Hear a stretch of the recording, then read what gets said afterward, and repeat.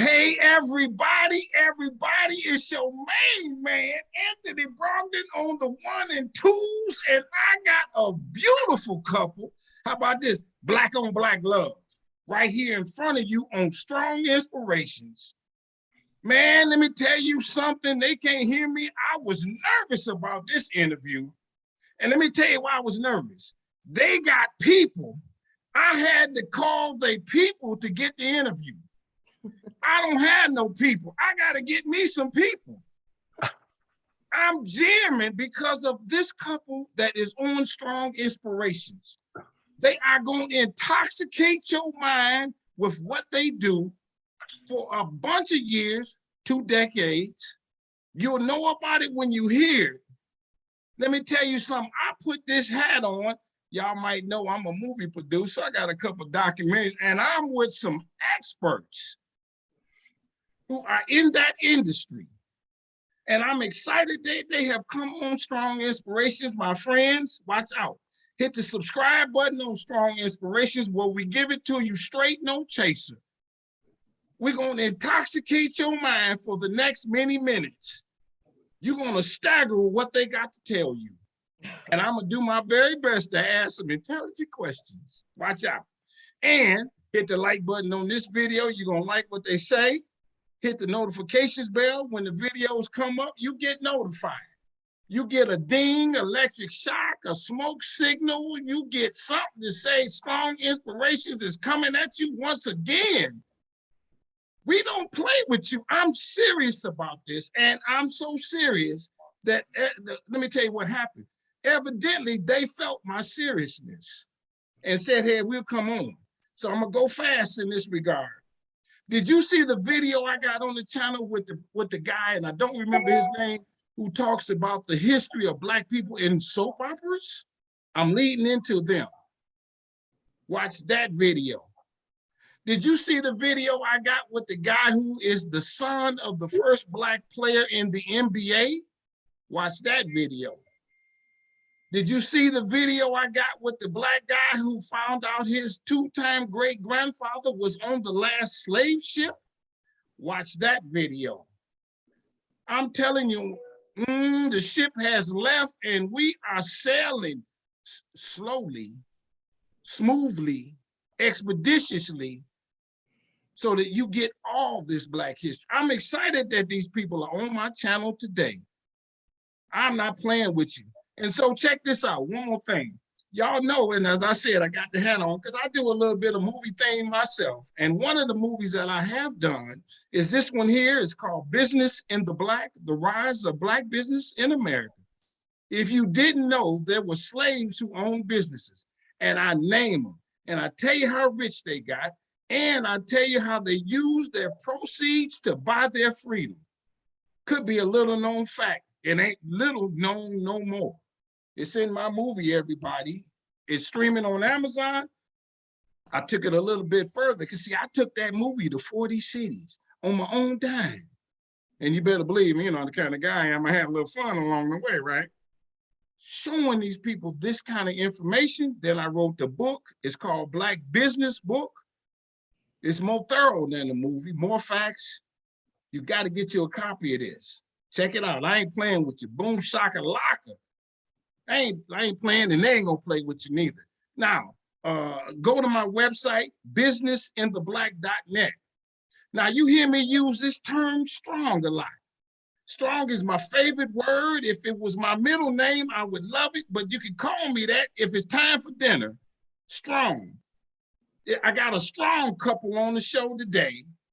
And in my world, strong stands for strength, tenacity, resilience, and a sense of oneness, nobility, and grace. And that is my introduction to the him and the her who got people. So would y'all introduce yourself? Thank you for coming on Strong Inspirations. Thank you for such a phenomenal opening, sir.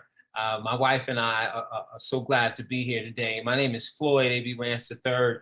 I am the CEO and president of Run and Shoot Filmworks. I am the co-founder of the Martha's Vineyard African American Film Festival. It's in its 20th year. And thank you again, sir. Thank you. Thank you, Anthony. I am Stephanie Tavares Rance, and I am the co-founder of the Academy accredited Martha's Vineyard African American Film Festival and Floyd's wife. Oh, I love that. That's beautiful. I got a couple questions on you, and I kind of previewed you this and just said, where are y'all from? Where were you born and that kind of thing? Where were you raised? I'm originally, you go ladies first. I am from New York City. I was born in Cambria Heights, Queens. All right, let me stay with you and then I'll go to him. New York is a different dynamic. Were you in the black neighborhood in New York and the white people lived over there? Was all integrated, that kind of thing? My neighborhood was, when I was younger, it was pretty integrated. It was, the block that I lived on was pretty mixed. It was a, nice middle-class neighborhood, upper middle-class neighborhood. All types of people lived there. And then as I got older, those white families died out. They didn't move because we were there. They were older, so they died out. And then more African Americans moved into my neighborhood. Did you know Black history growing up? Did you hear the stories and all of what was happening in Harlem and that kind of thing? Were you privy to that? I wasn't, unfortunately. No, I was not. I knew some things, but not everything when I was younger. A couple more questions, and I mean, no disrespect. How did your folks get to New York? Where did they come from to get to New York? My mother is from Panama. My father is from Jamaica. They moved to, they lived in Harlem for a little while. My mother lived in Harlem. My dad lived in Harlem, and then they settled in Brooklyn. What? And my mother was in Park Slope. I don't know what it was called back then, but it was Park Slope, Brooklyn. And my father was in, I don't remember I think it was East New York back then. Maybe he was in East New York. There's a story that I have where they talk about the people from the Caribbean moving here for better opportunity. Plus they were kind of invited here for the jobs and that kind of thing, or they had family. Do you know how they got to New York? That I don't know. I know my father's mother came here first. She got a job and then she brought each of her kids in one at a time. So my father's brother came first, and then my father's sister, then my father came, and then the last sister came, and then they were all here. My grandmother, Eugenie, owned a brownstone in Brooklyn, and she worked. I honestly don't know what she did, but she worked, and okay. She owned a brownstone. And yeah, my father and my mother met. One of my aunts had a friend who was in nursing school, and my aunt Audrey, and then my mother and Audrey became really good friends. And she introduced, my aunt Verona introduced my father to my mother, and then that's how it started. Okay, I love it. What got you to be with the tenacity that you have?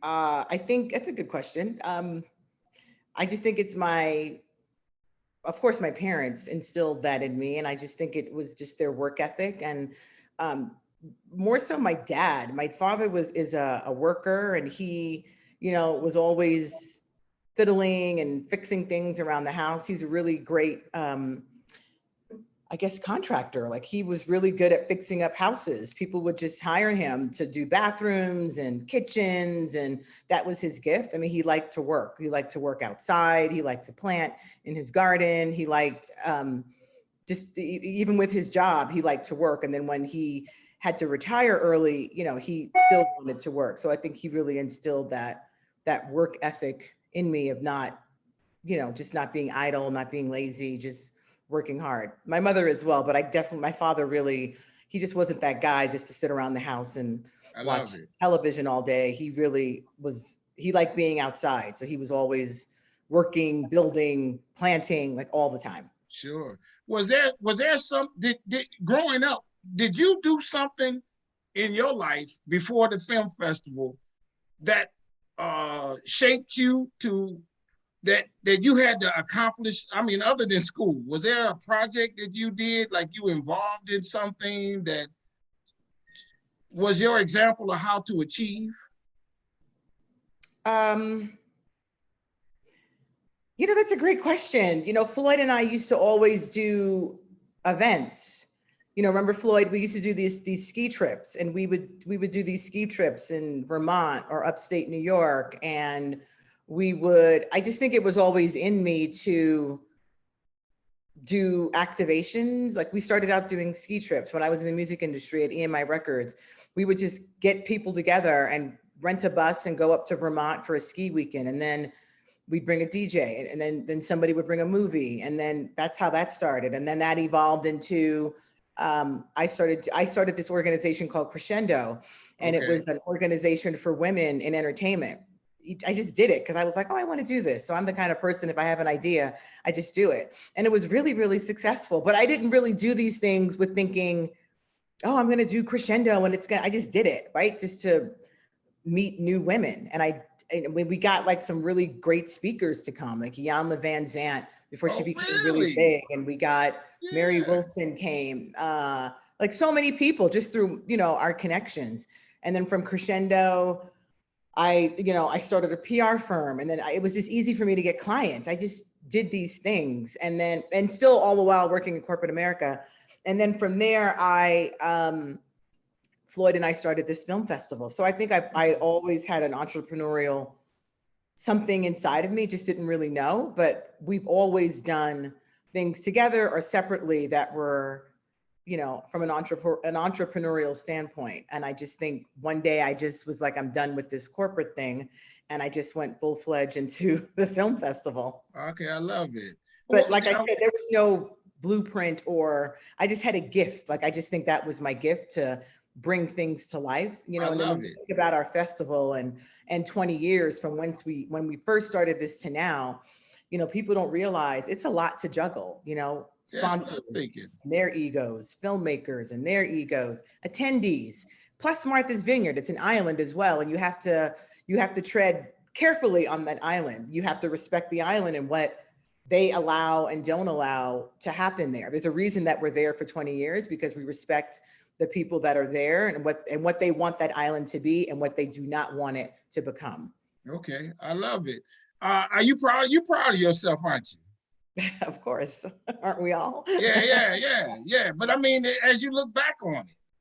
Absolutely. I mean, yeah, like I said in an earlier interview this morning, this wasn't on my vision board. I didn't grow up saying, oh my God, I want to be an entrepreneur, or I want to be a ballerina or an ice skater. I want to be, and then at one point I wanted to be a dermatologist. I didn't say I want to own a film festival. I didn't know anything about this. My career, I just think the universe lined things up. I wasn't the girl that watched the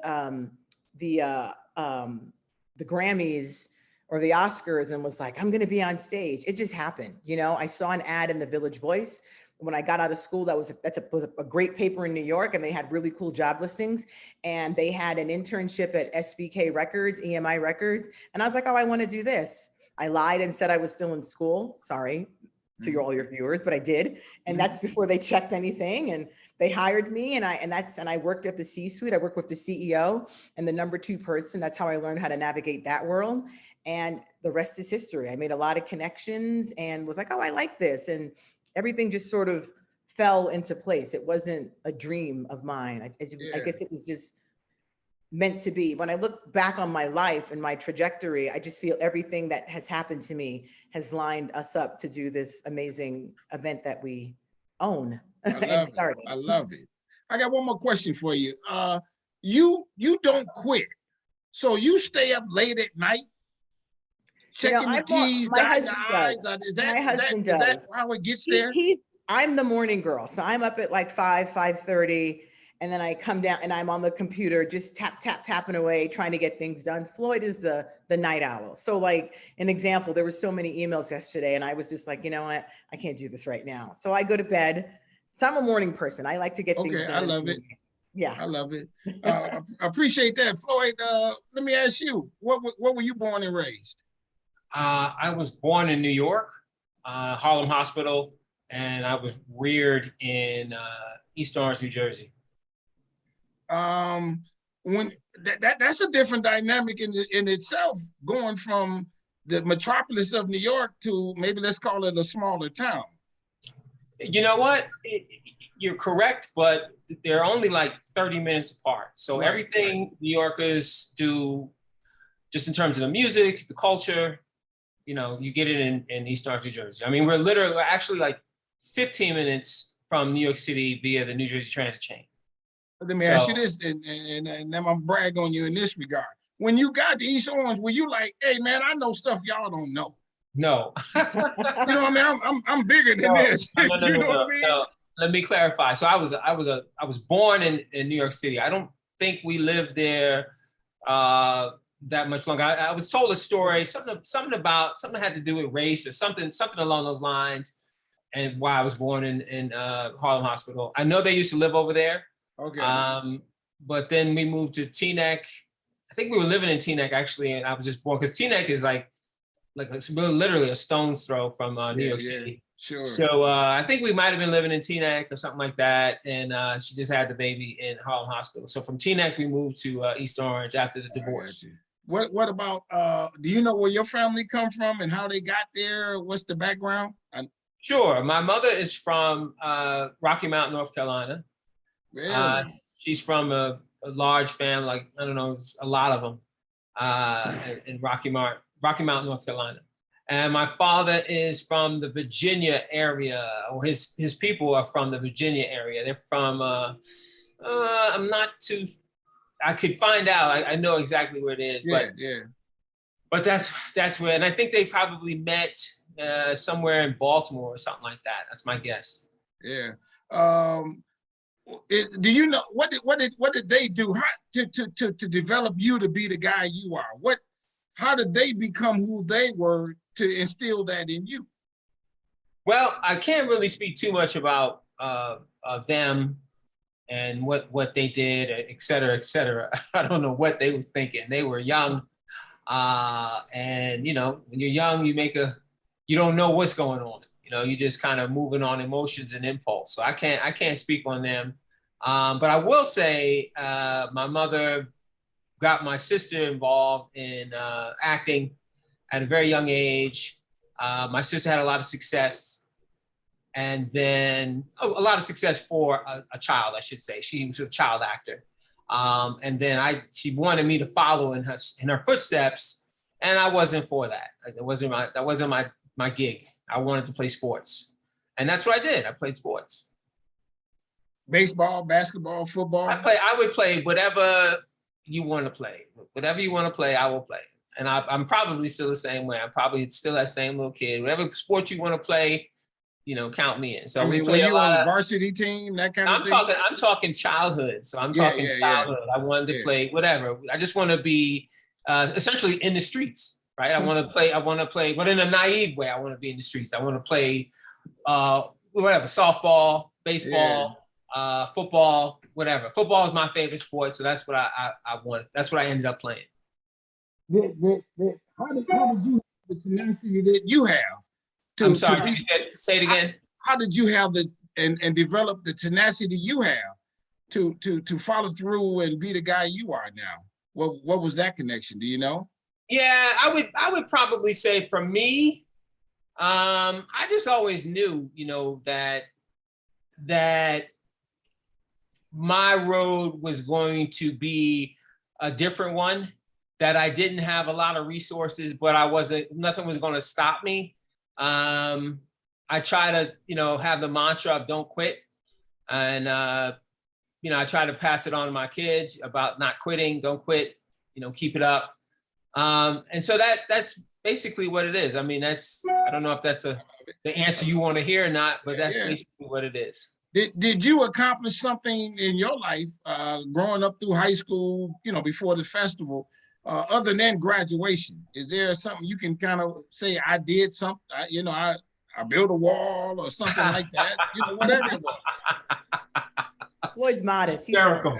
Yeah, I am. I mean, so like, okay, I'll tell you, and this is, for me, this was not an accomplishment, right? So I told you my sister was a child actor, and I was a child actor. So I did get lucky and get a role in a movie, and I was playing football, of course.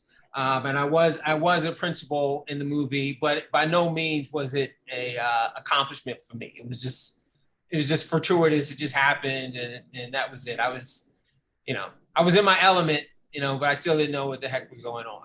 Did you act pretty good? Were you? No, I'm not by no stretch of the imagination. Yeah, you knew your lines and everything. No lines, sir. Oh, okay. So we didn't even get that far. No lines, sir. But Yeah, I was a principal, and so I mean, we could talk at infinitum about this, but it was what it was. But by no means was that a stretch. I mean, if you give me a minute to think about it, I could probably give you a ton of answers. Okay, how about this? We're gonna stay on that just a tad. When you saw yourself on the big screen, did you have everybody show up and sit there with you? No, didn't have that kind of childhood. It was a TV movie. It was a after school special, if I'm not mistaken. And so there was no big screen. We're talking 19. This might have been in the early mid 70s. One of the good things that happened was Joe Namath was there. And he was in it. It was Joe Namath and Ricky Schroeder. Okay. And Joe Namath he really changed my perception, right? So since I am such a football geek, Joe Namath was a Jet, as you know, and I grew up in Jersey. So I don't like the Jets. I never have. I probably never will. Okay. I do not like their uniforms. I don't like that color green. Okay. I would say to myself, Malcolm X could be coaching the Jets, and I would like Malcolm, but I wouldn't like the Jets. Okay. So anyway, Joe Namath went to Alabama. He grew up in Pennsylvania, but he went to Alabama. So on the surface, you would think, Joe Namath might be a little racist or something. Sure. Because he went to Alabama. Sure. But you remember, I'm a kid. I'm like whatever, 10 or 12 or something like that. So I don't really have a grasp of anything. But when I met him, he was such a kind and generous man. I mean, to this day, I am kind of like a huge Joe Namath fan. Is that right? Oh man, he was so just, he came over to us and he took off his Super Bowl ring and he gave it to us and we all put it on and he's just that little 5 minutes he spent with us just changed my whole perception of him. And then as I got older, I saw like documentary on him and I'm like, man, Joe Namath was the man. Yeah. He was the man in New York. So I'm like, good grief. Yeah. He was doing his thing. Like and I'm not talking on the football field, I'm just talking socially. Oh, yeah, he was. And the thing about it was, he said the same thing, that he went to Alabama and people thought he was a racist. And he was like, no. He's like, no, I grew up with black kids. I played with black kids all the time. I didn't know nothing about that. And he talked about how he had black friends in Pennsylvania and black buddies growing up. And he had no idea he just wanted to play football at a good university. So he went to University of Alabama.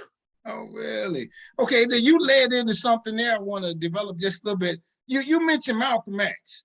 Right. Are you a Malcolm X fan, a follower? Is Black history something that you do and study?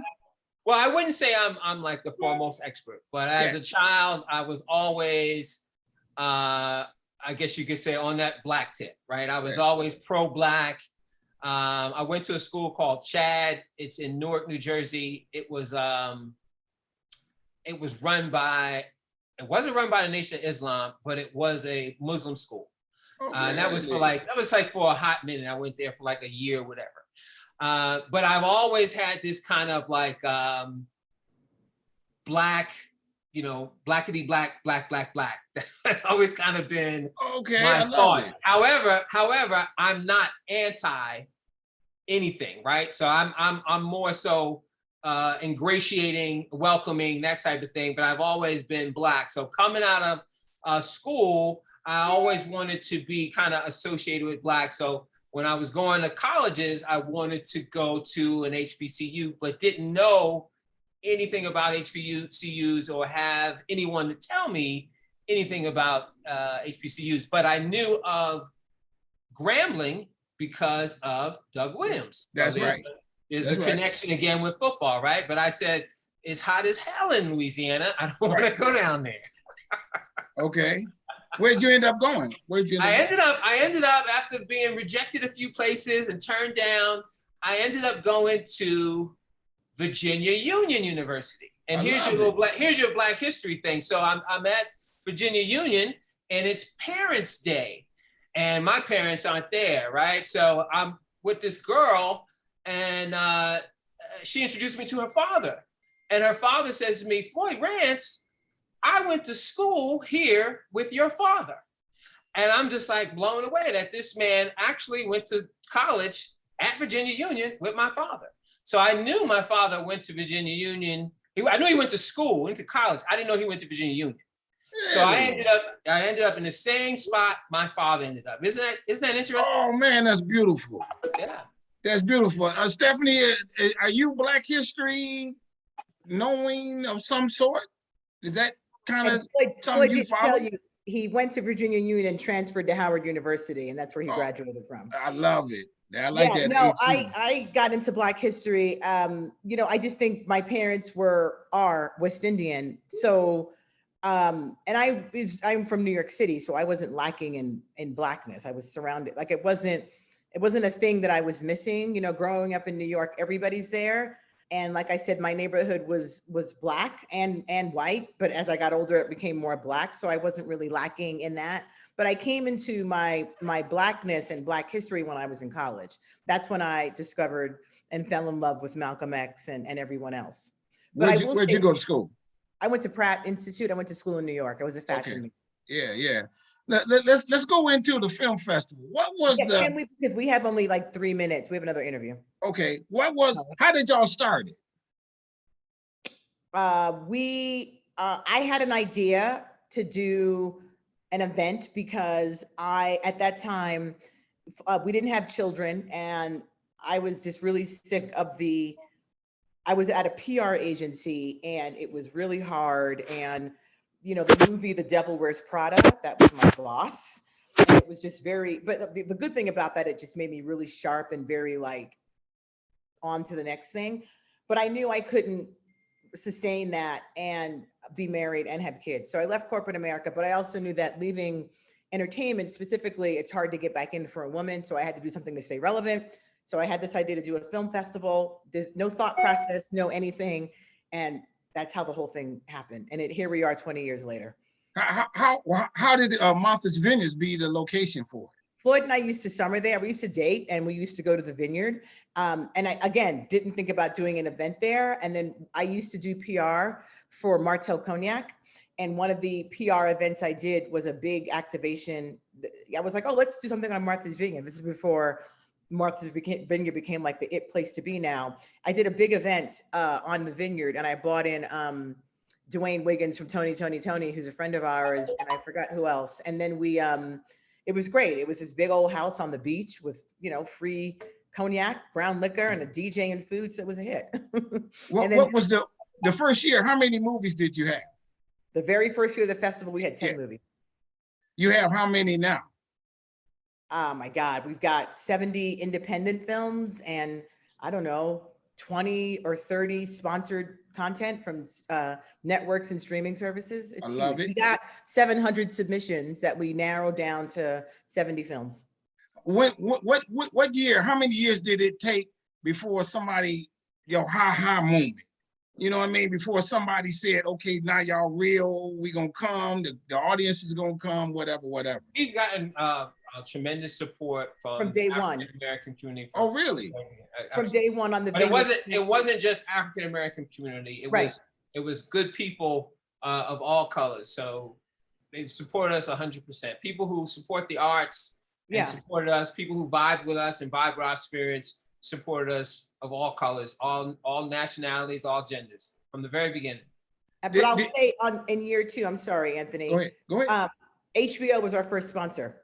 And she is a friend of ours, and she believed in what the vision that I had was, and HBO's been with us for 19 years. So yeah, it was because of HBO that all the other companies started trickling in, but HBO was our first big sponsor. Couple more questions real fast. What was the biggest movie that y'all did? Was there a movie that y'all premiered first or anything like that everybody flocked there because you all did something no one else did? I mean, I think there's been so many throughout the years. And like I said, the people that come to our festival love the independent films as well. We've got amazing independent filmmakers before they became big actors or directors that were with us in the beginning. I'll say really quick, there's one thing that always comes to mind. HBO gave us a documentary on Moms Mabley. And at the last minute, Whoopi Goldberg couldn't come because she directed it. I can't even believe, we did it like in the middle of the day, and we had like 500 people. I couldn't believe that came. There was no talent that came, and all these people came in their mom's Mabley's hats. And it was such a beautiful, beautiful Really? moment. Yeah, I didn't know like that was going to be, we were like, this is not going to go well, but they came just to pay homage to Mom's Mabley. And another great activation that we did was with Anita Hill. There was a documentary on Anita Hill, and that kind of fits the Vineyard vibe. So we got this Anita Hill documentary, and she came, and it was sold out. It was a beautiful, beautiful thing. You know, our festival, they like celebrity too, but they like our festival, our attendees like smart content. They like things that are going to make you think. The people that come to our festival are high thinkers. So, you know, they're not really going to be blown away by the latest celebrity. They don't really care. I mean, they like it, but it's not like, so like, and I'll just wrap this up. In 2019, we did Just Mercy, and they bought Michael B. Jordan and Bryan Stevenson. Our attendees were equally excited about Bryan Stevenson and all the tremendous work he's doing in Alabama with his museum. It's absolutely fantastic. So we're not like a groupie film festival. Like our attendees are really high thinkers, and we curate an experience that they're going to love. I love it. What is the website? How do people support you? Sure, That kind of thing. mvaaff.com. Congratulations. Thank you. 20 years. You feel good? How, what, you know, I mean, y'all, this is big. It is. We just take it one day at a time, right, Floyd?